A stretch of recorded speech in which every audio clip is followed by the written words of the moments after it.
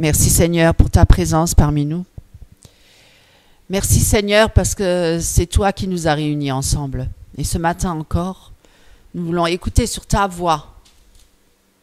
Nous voulons écouter sur ta parole. Et nous voulons mettre ta parole en pratique aussi. Parce que nous ne voulons pas seulement écouter la parole. Nous voulons aussi la mettre en pratique, mes amis. Parce que ça serait comme un homme qui se regarde dans un miroir et aussi, il voit son visage et aussitôt il s'en va et il oublie à quoi il ressemblait. Vous voyez? C'est un petit peu comme si on regarde la parole, mais aussitôt on se détourne, on regarde, on va dans le monde où on travaille, on vit parmi les païens et aussitôt on a oublié cette parole. C'est ça qui est assez grave. Il y en a beaucoup qui ont cette tendance. Alors ce matin... Et pourquoi nous sommes là? Toujours pour rappeler la parole. Certains disent, oui, mais tu dis toujours la même chose. Mais c'est toujours la même chose, la parole. Moi, je veux plus. Je veux plus. Pourquoi plus que la parole? La parole, elle est toute suffisante, mes amis. La parole, c'est Jésus-Christ. C'est Jésus-Christ qui se révèle. À travers sa parole, il est la parole. La parole est vivante. La parole s'est faite chair. La parole a marché parmi les hommes pleins de grâce et de vérité. C'est la parole, c'est Jésus, mes amis. Donc, pourquoi croire qu'ailleurs nous trouverons mieux? Pourquoi aller à d'autres sources? Des sources amères qui ne nous apportent pas la vie et qui nous détournent du Dieu vivant pour nous tourner vers des fables ou des philosophies ou des fausses doctrines ou des hérésies. C'est la séduction. C'est la séduction spirituelle. Et elle est grande de nos jours, surtout à cause de toutes les sources que nous avons à notre disposition, telles que Internet. Nous avons une tendance à aller puiser dans toutes les sources et après on est dans la confusion totale. On ne sait même plus qui est vraiment Dieu et on ne sait même plus qui nous sommes nous vraiment dans toute cette histoire. C'est pourquoi, mes amis, je vous invite à revenir à la simplicité de l'Évangile. Parce que c'est très simple, l'Évangile. Même un enfant peut le comprendre. Vous voyez, Dieu il n'a pas voulu justement que ce soit les intellectuels qui soient sauvés. C'est les grands érudits, ceux qui ont la science et la connaissance. D'ailleurs, certains, ils ont la connaissance, mais une connaissance qui est mystique, gnostique. Justement, de faire de Christ un mystère, qu'il faut atteindre en passant par différents paliers, par différents degrés, vous voyez, pour arriver à un Christ mystique, et qui finalement, au bout, c'est pas le Christ qu'on atteint, mais c'est Satan, puisqu'il se déguise en ange de lumière, et qu'il veut tromper les hommes, en donnant une apparence, voilà, de Dieu, qui est une fausse apparence trompeuse, pour détourner les hommes du vrai Dieu vivant.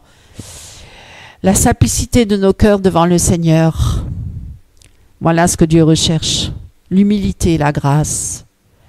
Un cœur qui s'humilie. Un cœur qui reconnaît qu'il est perdu, qu'il est faible, petit. Dieu résiste aux orgueilleux. Il fait grâce. Et la connaissance enfle. Ça ramène dans l'orgueil. Si ce n'est pas la connaissance directe de Jésus-Christ dans nos vies, qui est par simple grâce, que nous n'avons pas nous-mêmes fait des efforts intellectuel poussé pour connaître Dieu. Mes amis, non pas que je dis qu'il ne faut pas étudier, il faut, oui, se cultiver, il n'y a pas de souci, s'informer, bien sûr, comme on le dit dans Amos, faute de connaissance, mon peuple périt. Mais quelle connaissance? Osée 4:6, quelle connaissance? Mes amis, quelle connaissance? Voilà, donc ce matin, je vous invite à lire avec moi une parabole du Seigneur, lorsqu'il s'est adressé à la foule, mais à ses apôtres aussi. Et cette parabole, on la connaît tous, beaucoup la connaissent. C'est dans Matthieu chapitre 25, la parabole des 10 vierges. Parce que parce que Jésus-Christ, quand il parlait à ses apôtres ou à la foule, il parlait en parabole. Donc c'était imagé. Et il donnait une représentation du royaume de Dieu. Voilà, diverses manières. parce qu'il y a plusieurs paraboles, hein. Il y a aussi la parabole des talents, il y a la parabole... qu'est-ce que nous avons encore comme parabole? Il y en a plein, des talents, ouais, le figuier, etc. Hein, le mauvais serviteur aussi, hein, voilà, des talents, etc. Et donc là, aujourd'hui, nous allons parler de la parabole des 10 vierges. Et pourquoi je vais en parler aujourd'hui? Parce que le Seigneur m'a mis à cœur de parler de cela, parce qu'on a une tendance beaucoup aujourd'hui, c'est un peu à la mode, de donner des dates pour le retour du Seigneur. Beaucoup maintenant viennent avec des dates. Ils disent, voilà, année 2000, maintenant on est en 2023. Et certains vont dire, Jésus va revenir en 2023. Voilà, en septembre, tout de suite, encore bien préciser le mois. Et moi, je vous dis que c'est très dangereux, mes amis, de fixer une date. Parce qu'il est dit dans la parole que nous ne connaissons ni le jour ni l'heure où le Seigneur va revenir. Pourquoi? Parce que Dieu a voulu justement ne pas donner une date pour que le peuple de Dieu soit toujours prêt. Toujours prêt. Et comme dit, un jour est 1000 ans pour Dieu et 1000 ans est un jour pour Dieu. Donc, nous ne savons pas. Nous sommes un peu limités dans le temps et dans l'espace, mais Dieu ne l'est pas. Donc, c'est quand même Dieu qui est souverain et maître de toutes choses. Alors, je vais lire la parabole du chapitre 25 des 10 vierges. Alors, le royaume des cieux sera semblable à 10 vierges, ayant pris leurs lampes, allèrent à la rencontre de l'époux. 5 d'entre elles étaient folles et 5 sages. Les folles, en prenant leurs lampes, ne prirent point d'huile avec elles. Mais les sages prirent avec leurs lampes de l'huile dans des vases. Comme l'époux tardait, toutes s'assoupirent et s'endormirent.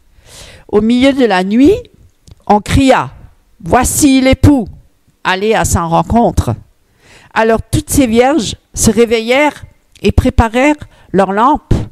Les folles dirent aux sages « Donnez-nous de votre huile, car nos lampes s'éteignent. » Les sages répondirent « Non, il n'y en aurait pas assez pour nous et pour vous. Allez plutôt chez ceux qui en vendent et achetez-en pour vous. » Cependant qu'elles allaient en acheter, l'époux arriva. Celles qui étaient prêtes entrèrent avec lui dans la salle des noces, et la porte fut fermée. Plus tard, les autres vierges vinrent et dirent « Seigneur, Seigneur, ouvre-nous » Mais il répondit « Je vous le dis, en vérité, je ne vous connais pas. Veillez donc, puisque vous ne savez ni le jour, ni l'heure. » Vous voyez, mes amis, là c'est bien précisé. Veillez donc, puisque vous ne savez ni le jour, ni l'heure. Alors, quels sont tous ces prétendus chrétiens, entre guillemets, qui connaissent une date précise et le jour même, par le mois ou l'année? À quelle source sont-ils allés puiser? Alors, ils font des recherches, ils font des calculs et ils raisonnent. Mais avec Dieu, on ne raisonne pas toujours. Hein? Parfois, Dieu peut nous surprendre. Hein? C'est ça, justement, qui nous dépasse. Parce que si c'était dans notre propre raisonnement humain, eh bien, il y aurait des gens plus intelligents que d'autres. Et à ce moment-là, ils sauraient plus de choses. Et alors, ceux qui sont moins intelligents, ben, ils seraient lésés et ils seraient mis de côté. Et voilà, avec Dieu, il ferait une sélection. C'est un peu la sélection, justement, dans le gnosticisme, où c'est l'homme qui est très intelligent et très érudit. C'est lui qui a la connaissance. Et les autres, ce sont des, on va dire, des illettrés. Mais non, dans le royaume de Dieu, ça ne se passe pas comme ça. Pas du tout. Dieu se révèle. Et se révèle à qui il veut. Et c'est pas selon notre intelligence qu'on est sauvé, n'est-ce pas? C'est pas selon notre connaissance non plus. Non? C'est selon Jésus-Christ. Parce que Jésus-Christ, il a tout accompli sur la croix. C'est par la foi qu'on est sauvé. C'est pas par la connaissance qu'on est sauvé. C'est par la foi. Et c'est donné à tout un chacun. C'est ça justement le mystère de Dieu. C'est que Jésus a tout accompli sur la croix. Et que celui qui croit en Jésus, il est sauvé. Vous voyez? Même s'il a une grande connaissance ou une petite connaissance, ou même s'il est intelligent, ou même si c'est un enfant, ou un vieillard, ou une femme, ou peu importe, un handicapé, peu importe, il peut être sauvé grâce à Jésus-Christ.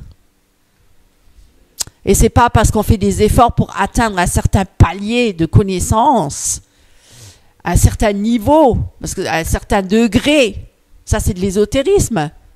Hein? Ça, c'est les francs-maçons qui atteignent le 33e degré pour atteindre un niveau de connaissance, des mystères cachés que d'autres ne connaissent pas, et que finalement, au bout, ils savent très bien qui ils vont servir. Mais ce n'est pas, c'est leur Dieu matérialiste, leur Dieu Baphomet, leur Dieu Horus, leur Dieu de Babylone, le Dieu égyptien, les faux dieux, les idoles, Satan derrière, vous voyez? Eux, ils sont obligés de passer par divers paliers. Ils doivent passer diverses épreuves pour accéder à ce grade supérieur, pour se considérer comme supérieur aux autres. Mais dans le royaume de Dieu, il n'y a pas ce niveau-là. Il n'y a pas des degrés. Il n'y a pas on doit se considérer supérieur aux autres. Au contraire, celui qui veut être justement grand dans le royaume de Dieu, il doit être serviteur de tous. Et il doit être humble. Il doit considérer l'autre supérieur à lui-même. Vous voyez? C'est pas du tout la même chose, c'est tout à fait à l'opposé.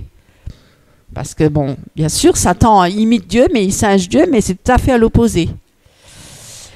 Donc mes amis, qu'est-ce que Dieu veut dire par là avec les 10 vierges? Pourquoi il a donné justement cette parabole, cette comparaison du royaume de Dieu avec considéré comme semblable à des 10 vierges? Alors il les partage en deux, il y en a 5 qui sont folles, et 5 qui sont sages. Ça veut dire que ces 10 vierges sont bien ensemble. Elles sont toutes vierges, toutes considérées comme vierges. Mais la différence de l'une à l'autre, c'est que l'une est folle, les unes sont folles et les autres sont sages.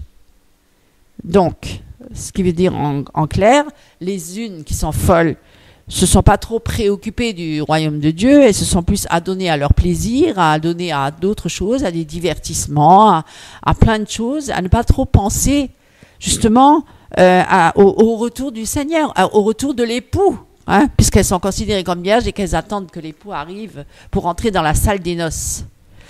Donc elles sont toutes en attente, autant les vierges folles que les sages, on est toutes en attente, mais sauf que certaines attendent en étant sages, et d'autres attendent en étant folles. Donc, quelque part, elles oublient cette attente, et elles vont passer beaucoup de temps à d'autres choses, à d'autres préoccupations. Les unes, elles vont être très fidèles à l'attente, et d'autres, elles vont être complètement infidèles, superficielles, voilà, qui passent beaucoup de temps à se préoccuper d'autres choses et du monde, parce qu'on va parler du monde dans ces cas-là, et ne sont pas du tout préoccupés par le retour du Seigneur. Et comme de toute façon le maître tarde à venir, bien on peut s'adonner à toute occupation.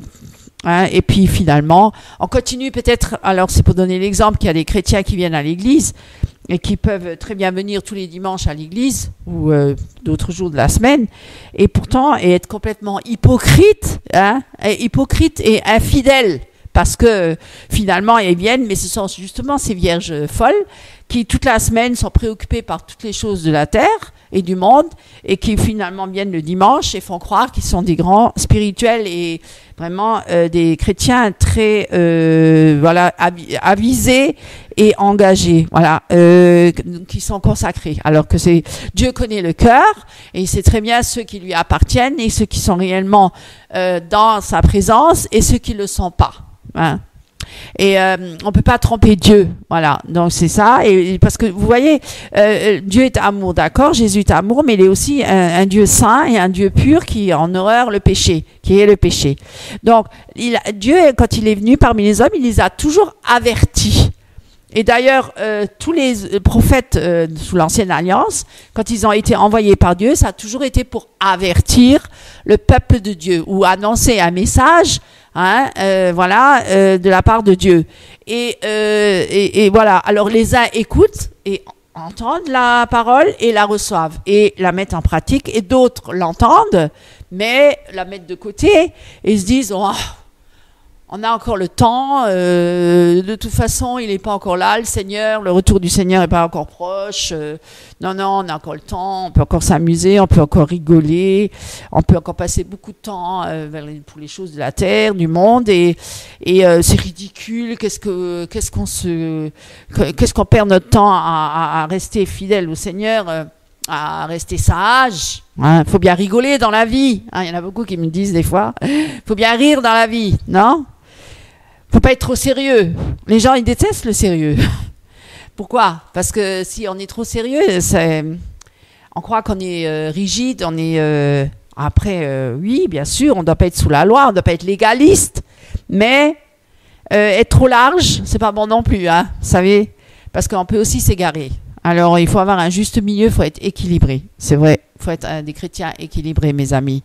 On a le droit de se réjouir, on a le droit d'être dans la joie, on doit s'exhorter mutuellement, on doit s'encourager, oui, on peut rire, bien sûr, mais pas de tout et de n'importe quoi.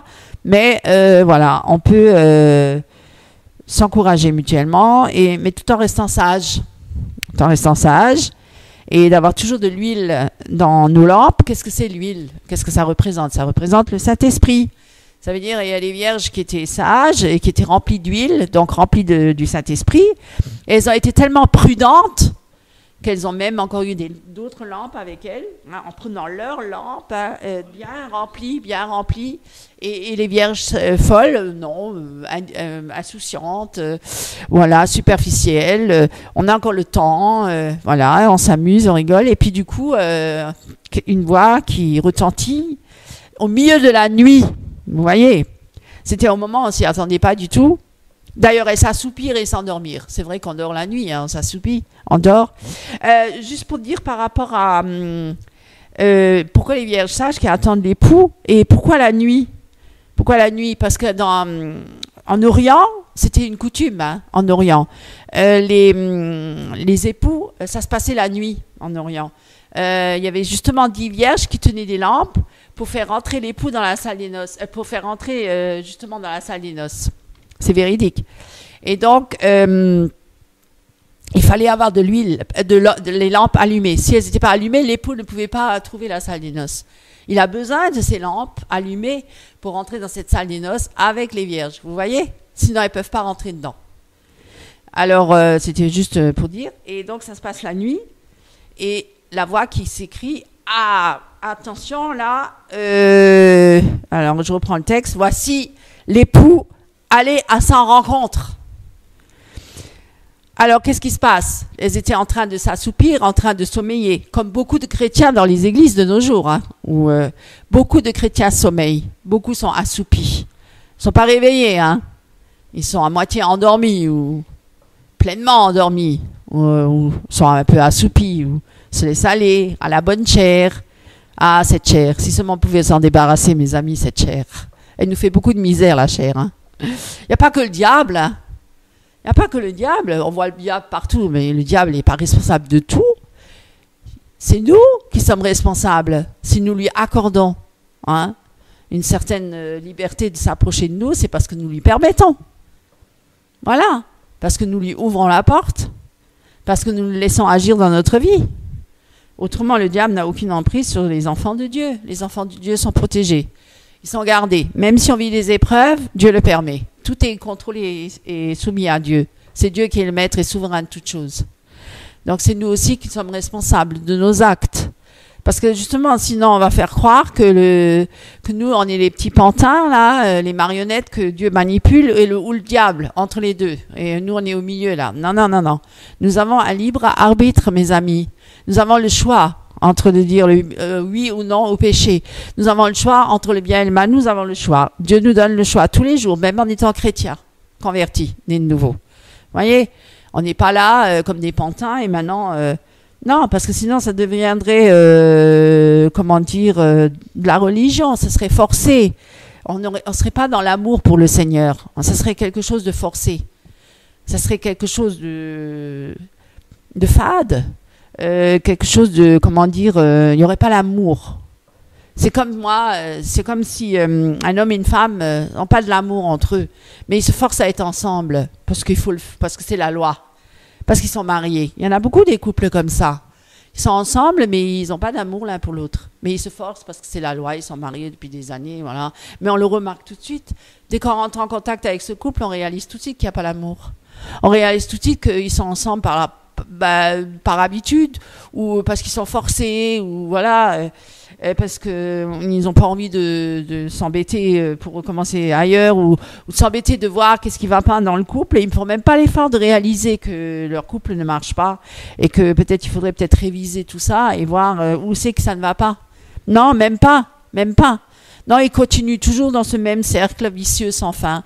Et parfois, les chrétiens, c'est pareil. Dans l'église, ils viennent, où, voilà, même la communion avec Dieu, elle est fade, par devoir, je dois prier, faut que je prie. Ou, voilà, c'est tiède, je les vomirai de ma bouche.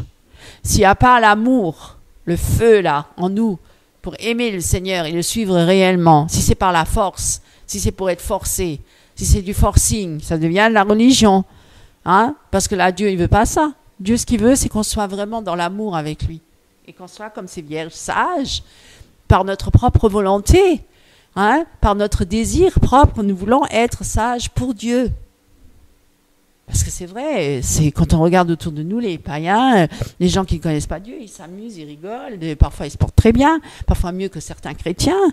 Alors il ne faut pas les envier, il ne faut pas regarder à eux, parce que sinon on ne comprendrait pas le sens de notre vie aujourd'hui. Si nous voulons suivre Christ, c'est quoi notre but? Notre but, il est céleste, c'est justement d'attendre le retour du Seigneur.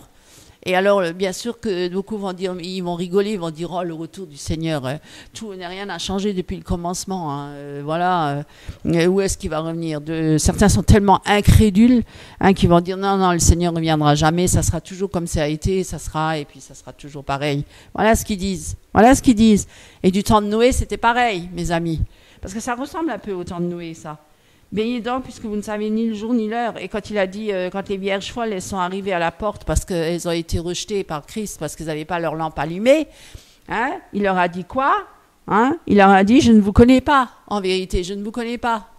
Comme il leur a dit à Noé, quand il a fermé la porte de l'arche, c'était fini. Il pouvait toquer à la porte de l'arche, c'était trop tard, c'était fini, trop tard.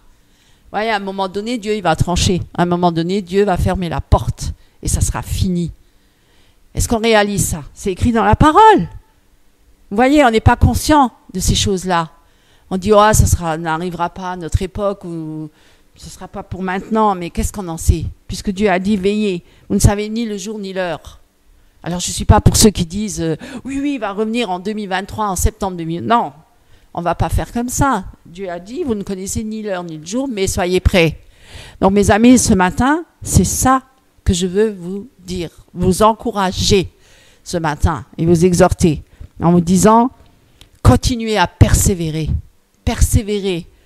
dans la prière, dans la communion fraternelle, dans la communion avec le Seigneur, en examinant, en instruisant, en corrigeant, en reprenant et en étudiant la parole, hein, en cherchant tous les jours la présence du Seigneur et en prêchant la parole autour de vous. Parce qu'il est dit, les temps sont mauvais, qu'on prêche la parole dans de bonnes ou de mauvaises circonstances, qu'on la prêche quand même, voilà, parce que c'est notre devoir d'avertir notre prochain. Et même si on se fait humilier ou rabaisser ou persécuter ou blâmer, que nous passons par des afflictions ou des épreuves, mes amis, c'est ça notre devoir de chrétien. C'est ça notre travail sur cette terre. Nous n'en avons pas d'autre. Tout le reste à côté, c'est secondaire. Si nous devons travailler dans le système, c'est parce que nous sommes dans un monde matérialiste et que nous devons payer une maison ou un loyer ou je ne sais quoi d'autre, des factures, ou manger, acheter à manger. Voilà, nous devons aller travailler pour cela. Et pour ceux qui ne travaillent pas, voilà, dans le milieu chrétien, ce que je souhaite pas que ce soit pas des arnaqueurs ou des profiteurs, hein, mais que ce soit des gens qui ont été appelés par Christ vraiment pour être à plein temps dans le Seigneur, mais ils vont pas, c'est pas pour s'enrichir, c'est pas pour devenir des multimilliardaires, hein, qui ont des maisons et une multitude de voitures et qui vivent comme les grandes stars américaines. Non, c'est pas pour ça qu'ils ont été appelés. Ça, c'est un faux évangile, hein, l'évangile de prospérité. Dieu, s'il nous appelle à temps plein, c'est pas pour venir s'acheter des costards à 3 000, à 4 000 euros. Mais non, mes amis, il faut être raisonnable. Hein. Il faut regarder les choses de près. Ne vous laissez pas bluffer par tout ça. Ne vous laissez pas attendrir par tout ça ou séduire. Ça n'a pas du tout rien à voir avec le royaume de Dieu. Mais s'il nous appelle à plein temps, ça sera pour la grâce du Seigneur, pour le servir à plein temps. Mais ce seront d'autres qui nous soutiendront. Mais c'est la volonté de Dieu. Et nous soutenir, non pas pour dépenser des millions et des millions pour s'acheter des bracelets en diamant et des montres, je sais pas, Rolex. Non, mes amis, soyez sérieux. Soyez des vierges sages et non pas des vierges folles. Hein? Et que vraiment, veillez et priez sans cesse au nom de Jésus-Christ. Soyez bénis. Amen. Le chemin de Dieu. Fais-moi connaître tes voies, ô Éternel. Enseigne-moi tes sentiers. Qui est l'homme qui craint l'Éternel? Il lui enseignera le chemin qu'il doit choisir. Psaume 25, 4, 12. David, un homme selon le cœur de Dieu. Acte 13, 22. Avait le désir sincère d'être conduit dans les voies de Dieu et non dans les sentiers de son propre choix. En fait, la requête de David. Fais-moi connaître ou montre-moi résulte d'une communion étroite avec l'Éternel. Le mot chemin est employé pour la première fois dans l'Écriture, dans l'expression le chemin de l'arbre de vie. Genèse 3, 24. Dieu avait la pensée de conduire l'homme dans ce chemin, mais à cause de la chute d'Adam et Ève, il a dû fermer l'accès à l'arbre de vie. C'est seulement par la venue et l'œuvre de notre Seigneur Jésus, c'est-à-dire sa mort et sa résurrection, qu'un tel chemin vers Dieu a été ouvert pour ceux qui se repentent et qui croient. Ce chemin nouveau et vivant donne accès jusqu'au ciel même. Hébreux 10, 20. Christ lui-même est ce chemin. Le Seigneur Jésus l'a expliqué à ses disciples. Moi, je suis le chemin, la vérité et la vie. Personne ne vient au Père si ce n'est par moi. Jean 14, 6. Il est aussi le Maître qui fait connaître ses voies, qui nous instruit et nous fait marcher dans ses sentiers. Dans le psaume 25. David priait justement pour être guidé ou conduit dans la vérité dans les deux versets. Fais-moi marcher dans ta vérité, verset 5, et fais-moi connaître tes voies, verset 4. Les termes employés dérivent du mot chemin, qu'on trouve dans l'expression le chemin de l'arbre de vie. Nous voyons ainsi le bien étroit entre le chemin que Dieu a ouvert pour le croyant et la marche du croyant dans ce chemin. Pour cela, nous avons besoin des enseignements divins et d'une main qui nous conduise. C'est là que la crainte du Seigneur intervient. Elle exige obéissance, dépendance, communion. Il faut que le regard soit fixé sur Dieu afin de pouvoir marcher avec lui. C'est ce que le Seigneur Jésus a toujours fait sur la terre. Suivons-le.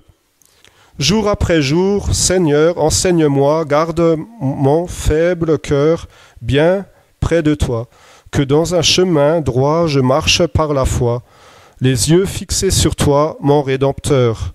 Soyez richement bénis. Amen. Soyez la bienvenue dans la présence de notre Seigneur Jésus-Christ.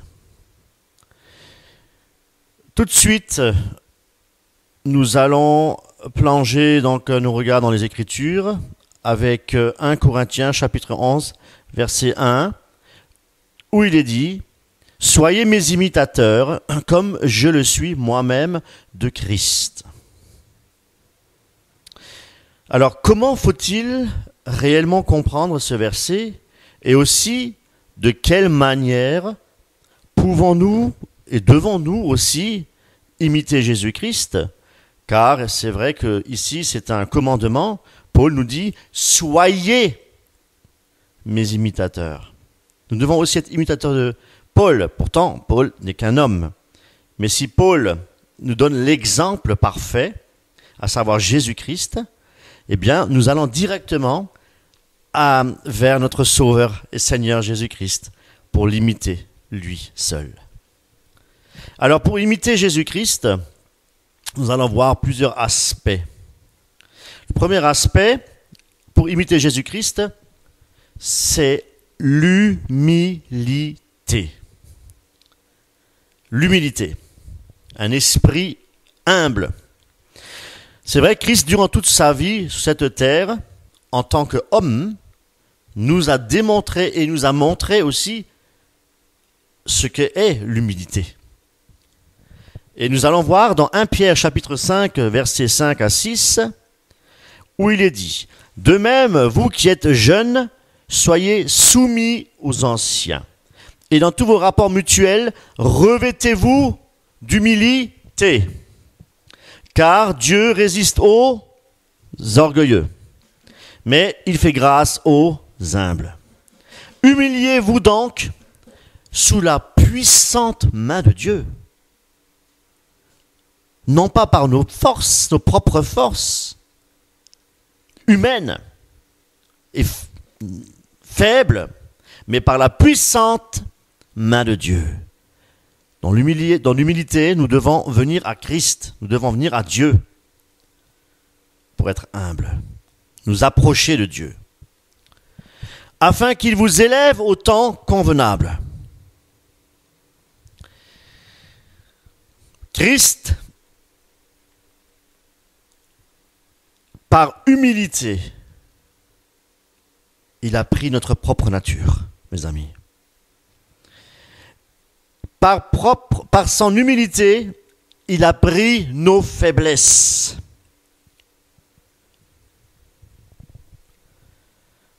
De riche qu'il était, il s'est fait pauvre. En toutes choses, Jésus-Christ a été soumis à son Père. Il a toujours été serviable, même avec les gens qui le méprisaient. Il a toujours manifesté de l'humilité, même parmi ceux qui l'ont calomnié, qui l'ont méprisé. Christ a refusé même des honneurs. Et nous, notre chair est tellement faible, on aime beaucoup les flatteries. Mais Christ a refusé des honneurs. Christ a refusé tout ce que le monde pouvait lui offrir lorsqu'il se trouvait effectivement face à Satan. Lorsqu'il lui a dit « Je te donne tout cela, sers-moi ». Il a refusé catégoriquement. Et il a toujours répondu par la parole de Dieu. Parce que la parole de Dieu est une épée tranchante. Et la puissance de Dieu réside dans sa parole. Alléluia.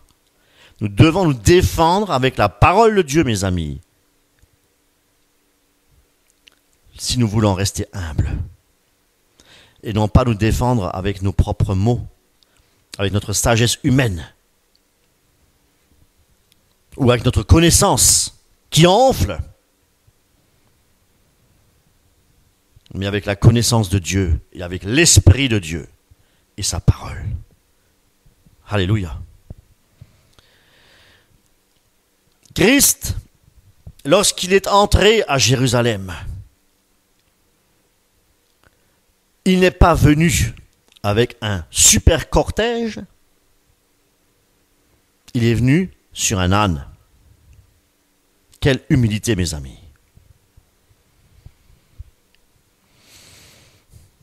Il nous a montré aussi ce qu'est l'humilité en disant « Faites ceci comme moi » lorsqu'il a lavé les pieds de ses disciples.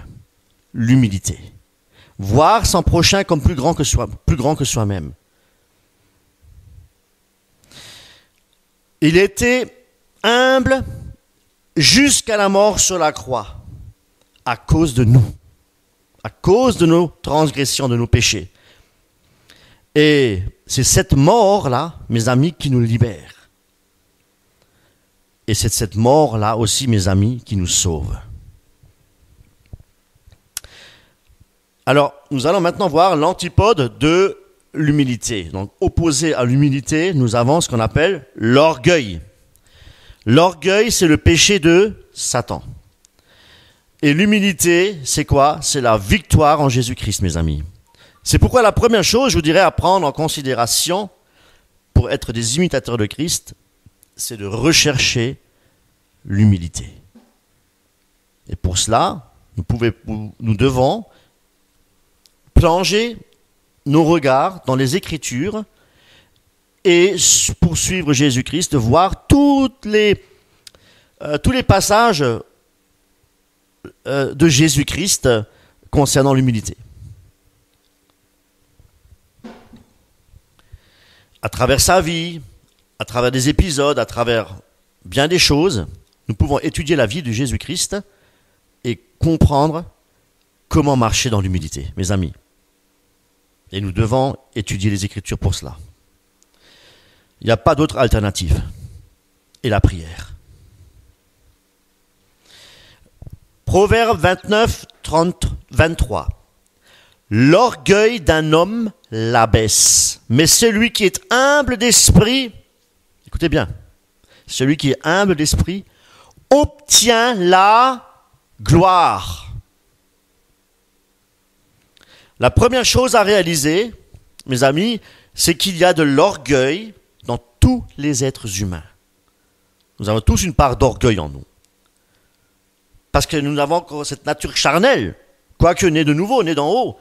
Mais nous sommes toujours encore des êtres vivants qui, où la nature charnelle est encore présente. Et c'est pourquoi nous devons nous en débarrasser. Car elle a été clouée sur la croix. Nous devons faire mourir les actions de la chair et revêtir l'humilité. Se débarrasser de cette maudite chair et revêtir l'humilité, mes amis. Parce que n'oublions pas, ce n'est pas par le fruit de nos efforts, mais c'est parce que nous sommes sauvés par grâce que nous pouvons revêtir cette humilité. C'est donc la grâce de Dieu qui nous délivre de notre nature orgueilleuse, mes amis. Nous devons rechercher l'humilité pour ne pas avoir non plus aussi une trop haute opinion de nous-mêmes. Comprenez? C'est pourquoi nous avons vu précédemment, dans 1 Pierre chapitre 5, qu'il faut se revêtir d'humilité. C'est un ordre, hein? Pierre nous dit, revêtez-vous d'humilité. Et se revêtir signifie littéralement s'habiller ou se couvrir, comme d'un manteau. Le manteau de Dieu, le manteau du Saint-Esprit, de l'humilité. Romains, chapitre 12, verset 3, il est dit, « Par la grâce qui m'a été donnée, je dis à chacun de vous de ne pas avoir de lui-même une trop haute opinion, mais de revêtir des sentiments modestes, humbles, selon la mesure de foi que Dieu a départie à chacun. » Vous voyez que ici, tout est donné. C'est un don de Dieu. L'humilité est un don de Dieu, mes amis. C'est par grâce que nous sommes sauvés. Donc c'est un don de Dieu. Dans ce verset, il est question de sentiments modestes. C'est-à-dire que nous devons avoir des sentiments humbles de nous-mêmes. De qui nous sommes. Nous sommes des pécheurs par nature, sauvés par grâce. Et nous ne sommes rien d'autre. Nous ne sommes pas des super-héros. Nous sommes une vapeur qui passe. C'est ce que nous allons maintenant développer. Nous savons que l'homme, par nature, n'est pas humble. Les Écritures disent dans Jacques, chapitre 4, verset 16, Mais maintenant, vous vous glorifiez de vos pensées orgueilleuses. L'homme aime se glorifier de ses propres pensées. Et les pensées de l'homme, le cœur de l'homme est mauvais par-dessus tout, nous dit la parole de Dieu, tortueux par-dessus tout. Donc les pensées de l'homme ne peuvent être que orgueilleux. C'est pour cette raison que nous devons revêtir l'humilité, avoir les pensées qui est en Jésus-Christ. C'est un travail. C'est un travail. Et c'est vrai que l'homme, il est toujours centré sur lui-même. Moi, moi, moi. Au lieu de reconnaître ses faiblesses, l'homme est toujours... son intérêt, c'est toujours de voir les faiblesses chez les autres, de voir les péchés chez les autres. Moi, je n'ai pas de péché. Mais lui, attention, il a plein de péchés. L'orgueil. Non pas dans le but de l'aider justement pour remporter une victoire face à des tentations, face au péché, mais par orgueil, pour montrer que nous sommes moins fragiles, et que nous sommes meilleurs à tous les égards. L'homme, le pharisien. Eh bien, les pharisiens agissaient de cette sorte-là. Se mettre en coin de rue pour prier, pour montrer.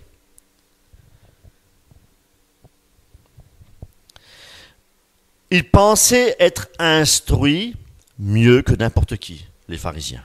Ne sommes pas nous aussi des pharisiens? N'avons-nous pas aussi cette tendance de toujours vouloir dire « je sais mieux que toi, toi tu sais rien ». Et la plupart du temps, on n'écoute même pas la personne parler jusqu'au bout, on coupe la parole parce qu'on a autre chose à dire, parce que nous voulons toujours être meilleurs et savoir mieux que l'autre. J'en fais partie, vous en faites partie. On a tous cette tendance, parce que nous sommes orgueilleux par nature. Nous devons nous en débarrasser et revêtir. Enlever l'orgueil de notre vie et revêtir l'humilité. Alléluia. Merveilleux Seigneur. Paul, dans 1 Corinthiens chapitre 12, verset 39, il est dit, « À quoi ça sert d'avoir toute la science des mystères et toute la connaissance de Dieu ?» Comme disait mon épouse ce matin. « J'aurais beau avoir toute la foi jusqu'à transporter les montagnes. S'il me manque l'amour, je suis rien. » Si nous avons effectivement beaucoup d'orgueil dans notre cœur, nous ne pouvons même pas dire « Seigneur, je t'aime ». Nous ne pouvons même pas venir au culte et adorer Dieu, parce que nous sommes des hypocrites.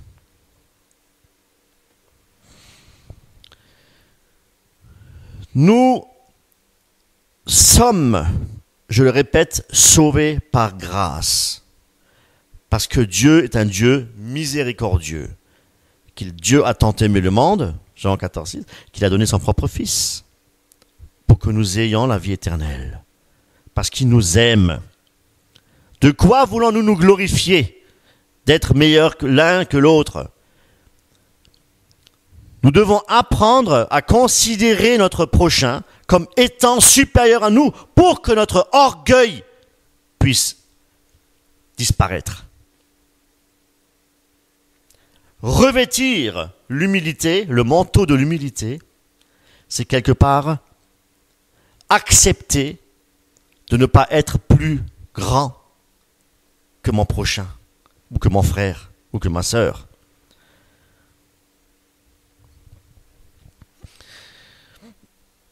Celui qui est grand devant le Seigneur, c'est celui qui se considère petit et misérable. Car c'est un fait et c'est une réalité, mes amis. Nous sommes petits et misérables, sans Christ. Nous ne sommes rien sans Christ. Petit, misérable, insignifiant. Tout ce que nous disposons, je le répète, vient de Dieu. Toute vie vient de Dieu.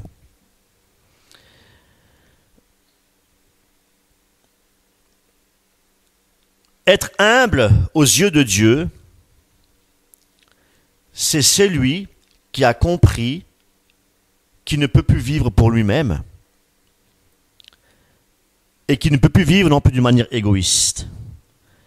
Mais c'est celui qui a compris que sa vie dépend de Dieu. Parce que Dieu s'est donné entièrement pour nous, il a donné sa propre vie pour nous, et nous devons à notre retour également faire de Jésus-Christ notre Seigneur de notre vie. Ça veut dire nous devons aussi lui donner notre être entier à lui. Nous devons donner notre propre vie à Christ.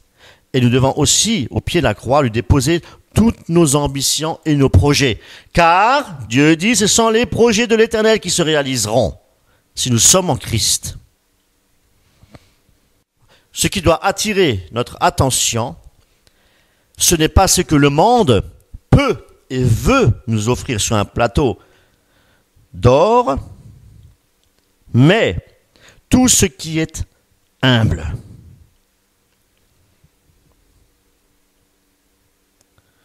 C'est ça qui doit attirer notre attention. Tout ce qui est humble, l'humilité. Et ça, nous pouvons encore une fois, le découvrir dans les Écritures, dans la vie des prophètes, dans la vie des patriarches, dans la vie de Jésus, des apôtres. Nous avons des exemples concrets, des exemples puissants d'humilité.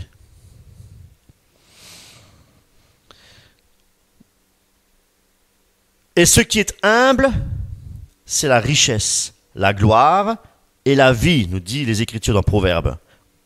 Bien entendu, en Jésus-Christ. Parce que richesse, gloire et beauté, le monde peut aussi l'offrir. Même à la télévision. Dieu dit que si son peuple s'humilie et renonce à ses mauvaises voies, le Seigneur l'écoute et il pardonne le péché. Le pardon des péchés, mes amis, c'est la plus grande bénédiction. Quelqu'un qui est orgueilleux ne peut pas être pardonné de ses péchés. Et pourquoi ? Parce que Satan lui-même ne sera jamais pardonné. C'est le père du mensonge. C'est lui, le calomniateur. C'est pourquoi nous devons reconnaître que nous sommes orgueilleux par nature pour revêtir l'humilité. Nous voyons que l'humilité est salvatrice, ça veut dire qu'elle sauve, parce qu'elle précède la gloire. Lorsque nous voyons Jean-Baptiste, effectivement, qui avait dit à Jésus-Christ que Jésus-Christ grandisse et que je diminue, quelle humilité, mes amis. Ce qu'il faut savoir, c'est que plus on sera humble et soumis à Dieu, plus on recevra de Dieu sa sagesse, le discernement des esprits, les dons spirituels et la paix de Dieu qui surpasse toute intelligence nous sera accordée. Alléluia. Nous devons revêtir ce manteau d'humilité. Voyons maintenant un deuxième aspect pour imiter Jésus-Christ.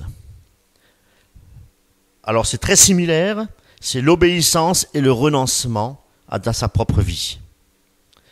Matthieu 16, 24. Alors Jésus dit à ses disciples, si quelqu'un veut venir après moi, qui renonce à lui-même, qui se charge de sa croix et qu'il me suive. 3 actions. Car celui qui voudra sauver sa vie la perdra, mais celui qui la perdra à cause de moi la retrouvera. Si nous avons effectivement fait de Christ notre Sauveur et notre Seigneur, eh bien, nous ne pouvons plus et ne devons plus vivre pour nous-mêmes. Si Christ a fait sa demeure en nous, mes amis, nous pouvons dire comme Paul, ce n'est plus moi qui vis, mais c'est Christ qui vit en moi.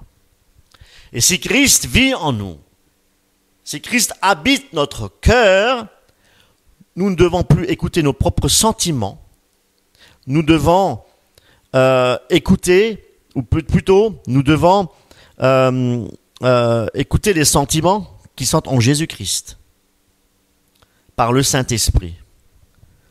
Si Christ habite en nous, nous devons l'écouter. Voilà, le cœur, notre cœur, car il nous a changé notre cœur, il nous a donné un cœur de chair Et ça, c'est par l'action et la puissance du Saint-Esprit.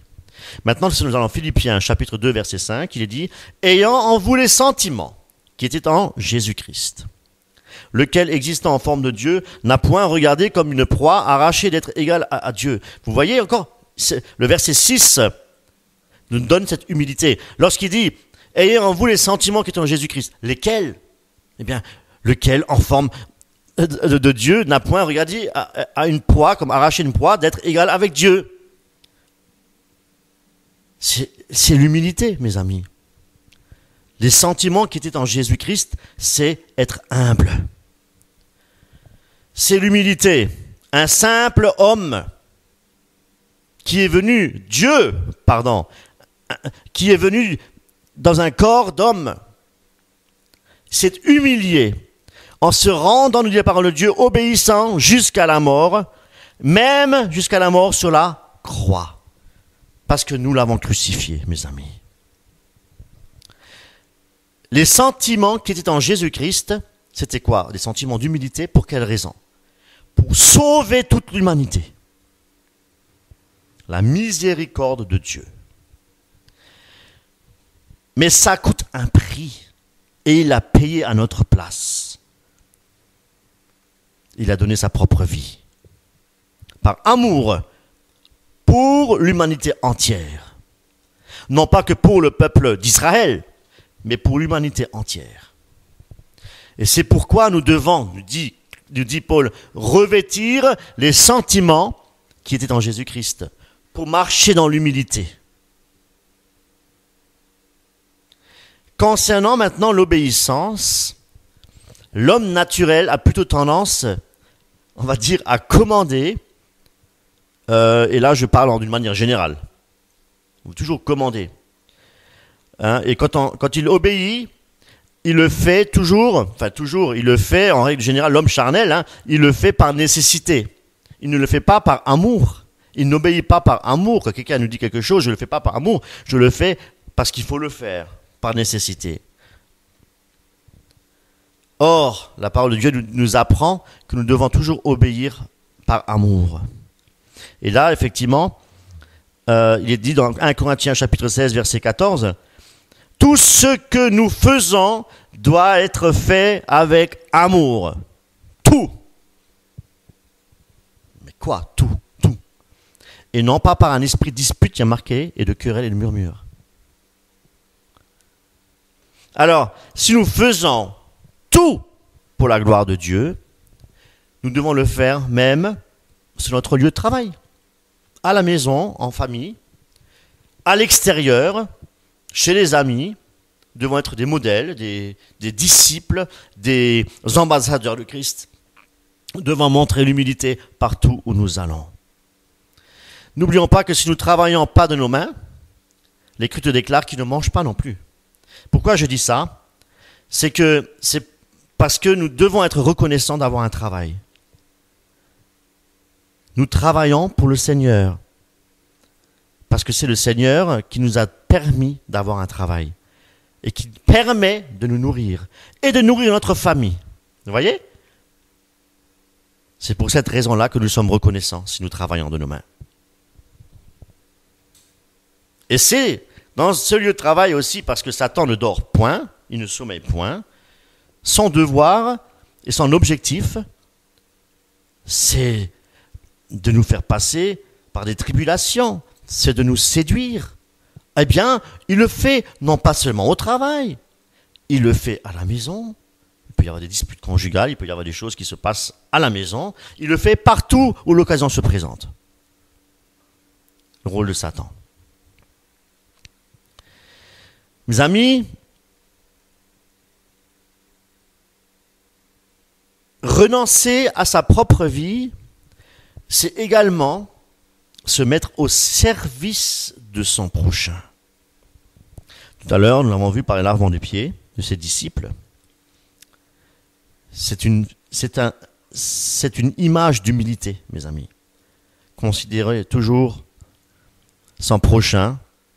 Nous avons vu dans Matthieu, chapitre 16, que si quelqu'un veut venir après moi, qu'il renonce à lui-même et qu'il se charge de sa croix et qu'il me suive. Qu'est-ce que c'est que se charger de sa croix, mes amis? Se charger de sa croix, c'est apprendre à sortir de notre état égoïste, de l'égocentrisme. Jésus-Christ a porté la croix et il a souffert à cause de nos péchés sur cette croix. Et maintenant, il nous demande à nous de nous charger de cette croix, de porter notre croix. Eh bien, cela, mes amis, coûte aussi un prix. Cela coûte aussi un prix. Jésus-Christ nous invite à le suivre. C'est-à-dire à emprunter le chemin que lui-même nous a tracé. Mes amis, non pas notre chemin égoïste, égocentrique. Jésus-Christ a dit « Je suis le chemin ». Et Dieu nous appelle à marcher sur le chemin qu'il a tracé pour nous. Jésus est le chemin. Et ce chemin, mes amis, c'est un chemin qui est étroit. C'est ce qu'on appelle le chemin du renoncement. C'est le chemin de l'obéissance et c'est aussi le chemin d'une vie disciplinée. Et c'est vrai que Jésus-Christ nous a jamais dit que ce chemin était un chemin facile d'accès, un chemin, un chemin tranquille. Absolument pas. Pour pouvoir faire de notre vie ce que nous voulons faire. Non, absolument pas. Notre vie est cachée en Jésus-Christ. Donc nous devons emprunter le chemin que Jésus-Christ a tracé devant nous, si nous voulons être des serviteurs. Et Jésus dit aussi que qui perdra sa vie à cause de moi, la sauvera. Et Dieu, mes amis, nous savons aussi que Dieu est un Dieu de miracles. Et c'est pourquoi nous devons vivre aussi par la foi. Et vivre par la foi, c'est quoi? C'est placer Jésus au centre de notre vie, au centre de toutes nos activités, mes amis. Et parfois, pour apprendre à ne compter que sur lui, le Seigneur, il permet justement toutes ces épreuves, ces moments difficiles, pénibles que nous devons passer, la maladie, la persécution, etc. Et cela, c'est aussi, il le fait aussi pour mettre notre foi en action. Pour quelle raison? Pour que nous puissions lui faire totalement confiance, mes amis. Ces épreuves, nous devons les passer parce qu'elles nous enseignent et elles nous font grandir. Pour nous faire aussi façonner notre caractère, nous avons besoin de passer par ces épreuves. Alors pour faire un petit récapitulatif de tout ce qui a été dit, imiter, ressembler à Jésus-Christ, ça implique, premièrement, je disais, à revêtir le caractère d'un esprit doux et humble, l'humilité. Ensuite, il y a cette obéissance, et cette obéissance qui implique quoi? Le renoncement à nous-mêmes. Et porter sa croix, c'est accepter de suivre Christ sur le chemin étroit et resserré. Et Jésus, comme je le disais tout à l'heure, n'a jamais dit que c'était un chemin facile d'accès. Certainement pas. Plutôt au contraire, c'est un chemin d'embûches, d'épreuves, de difficultés, et voire même de persécution, pour ceux qui vivent vraiment pieusement. Et Christ a dit aussi qu'il nous faut passer par bien des épreuves pour hériter du royaume de Dieu, pour entrer dans le royaume de Dieu. Christ le dit. Et lorsque nous traversons effectivement des moments difficiles, des situations qui nous paraissent même insurmontables, on se dit waouh, là j'y arriverai pas, etc. Même quand la tempête fait rage, nous devons toujours garder à l'esprit que Jésus ne nous abandonne pas parce que nous sommes toujours dans sa barque et c'est lui qui nous conduit. C'est lui qui nous conduit dans sa barque. Il a fait sa demeure en nous. L'Esprit de Dieu habite en nous et il nous a donné effectivement toutes les armes aussi pour pouvoir vaincre et remporter toutes les victoires. sur la peur, l'angoisse, sur tout ce que l'homme peut ressentir lorsqu'il passe par des difficultés et des épreuves, que ce soit la maladie, la tristesse, etc. Psaume 121, 4, il est dit « Voici, il ne sommeille ni ne dort, celui qui garde Israël, Dieu. » Donc il est tout le temps, en permanence, avec ses enfants. Il ne nous abandonnera jamais, la Bible nous dit. Mais c'est nous qui abandonnons le Seigneur. Mais lui, il reste fidèle et il ne nous abandonnera jamais. Il est dit aussi dans 2 Pierre 2,9, le Seigneur sait délivrer de l'épreuve les hommes pieux. Alléluia. C'est la parole qui le dit. Et je termine avec 3 magnifiques versets, mes amis, des versets qui vraiment sont très encourageants et qui nous donnera cette envie, cette motivation, mes amis, de imiter notre Seigneur Jésus-Christ. Alors c'est 1 Pierre chapitre 1 verset 6. C'est là ce qui fait votre joie, quoique maintenant, puisqu'il le faut, vous soyez attristés pour un peu de temps par diverses épreuves. Jacques 1, 2. Mes frères, regardez comme un sujet de joie complète les diverses épreuves auxquelles vous pouvez être exposés. Jacques 1, 12. Heureux l'homme qui supporte patiemment la tentation, car après avoir été éprouvé, il recevra la couronne de vie que le Seigneur a promise à ceux qui l'aiment. Mes amis, soyons des imitateurs de Jésus-Christ. La Bible dit aussi de travailler à notre salut, et croyez-moi que notre récompense sera grande, et nous savons que Christ revient bientôt, et nous devons toujours être prêts. Comme disait ce matin aussi mon épouse avec les vierges, nous devons toujours dans notre lampe, que notre lampe soit toujours alimentée d'huile pour pouvoir toujours être prêt et nous réjouir aussi parce que la parole de Dieu nous dit aussi que notre délivrance est proche. Alléluia. Que le Seigneur soit richement béni. Amen. Bon dimanche à tous.